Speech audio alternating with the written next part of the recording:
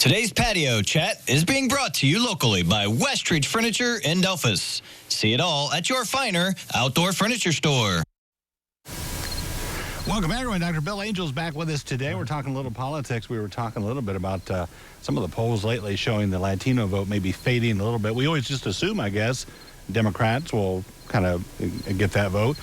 But you see maybe a trend or that's changing that, right? It showed up really in a dramatic way in the 2020 election with Trump taking some counties in South Texas, which traditionally had voted Democratic. And overall in the country, he won like 39% of the vote.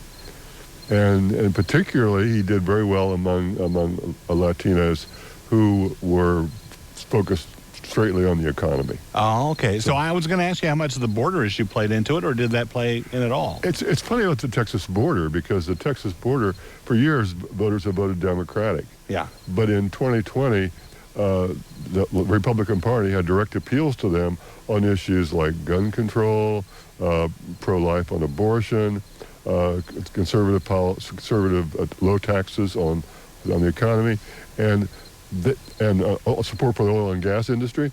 And so that's where they are ideologically or politically. And so they were really attracted by the Republican message, and Democrats really had nothing to back that up. Do you think I would have to think they look at the polls or see that trend. Do the Democrats get that? And if so, are they trying to do something about it? Well, the thing is, the thing about the Latino vote is there's no such thing as a Latino voter. Right. Because most voters come from different ethnic groups, Mexicano or Bolivian or Venezuelan or Cubano, and a lot of that their approach to politics is based not upon ethnicity, but not on the language they speak. Sure. And also in the case of South Texas, it's a fairly conservative area, and so what the Republicans did in South Texas was to plug into that naturally conservative attitude. Yeah, and they continue to do that, I'm assuming? They have to like what they saw. And Democrats have to think of a different message, a different way of appealing to those voters. Yeah, it's funny because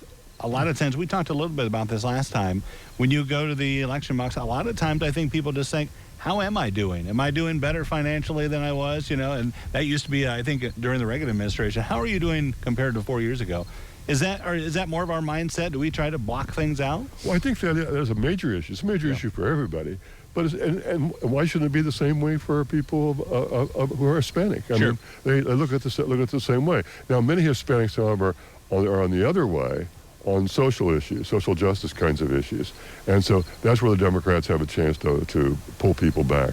It wasn't too long ago, 10 years ago, that Republicans were wringing their hands about how can they get Latino voters to vote for them.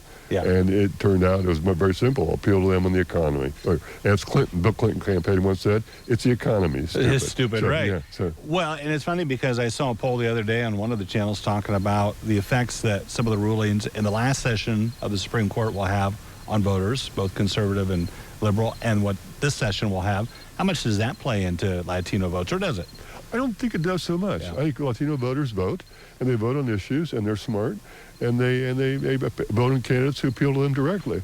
The problem I think the Democrats have had, they sort of saw this as kind of a race ethnicity issue, yes, and took those votes for granted and didn't realize they have to show up and actually begin to campaign for them, tell them about things the Democrats have done for them. The Affordable Care Act, of course, is a big one. Protecting Social Security benefits and Medicare is another one. So, there are lots of issues Democrats have to appeal on them to Hispanics